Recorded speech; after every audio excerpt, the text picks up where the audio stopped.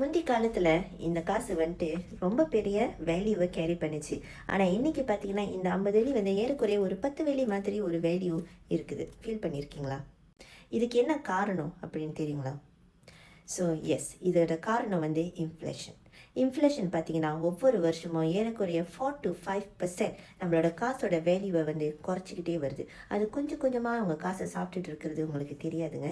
ஆனால் லாங் டேர்மில் உங்கள் காசோட வேல்யூ குறையும் போது, அதோட பர்ச்சேசிங் பவர் குறையும் போது உங்களுக்கு ஃபீல் பண்ணோம் எப்போ பொருளோட விலை ஏறி இருக்குது அப்படின்னு சொல்லிட்டு. அது கூட பொருளோட விலை ஏறி இருக்குன்னு தான் நினைக்கிறோமே தவிர்த்து காசோட வேல்யூ இறங்கிருச்சுன்னு நம்மளுக்கு தெரியல. அது வந்து எப்படி தெரியுமாங்க இருக்குது, ஒரு முள் மேலே காலு பட்டோன்னே ஐயோ முள் என் காலை குத்திருச்சுன்னு தான் சொல்கிறோமே தவிர என் கால் நான் தெரியாமல் முள் மேலே மிதிச்சிட்டேன்னு நம்ம சொல்ல கிடையாதுல்ல. அந்த மாதிரி தான். ஆனால் ஆக்சுவலி உண்மைக்கு பார்த்தா காசு தான் தன்னோட வேல்யூவை இழந்துக்கிட்டு போகுது.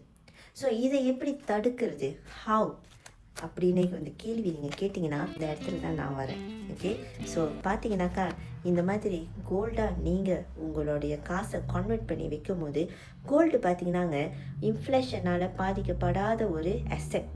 அது மட்டும் இல்லை, இது வந்து க்ரோவிங் அசெட்.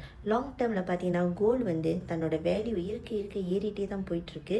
அது மட்டும் இல்லை, காசு மாதிரி அதோட வேல்யூ வந்து இன்ஃப்ளேஷனால் தாக்கப்படாது.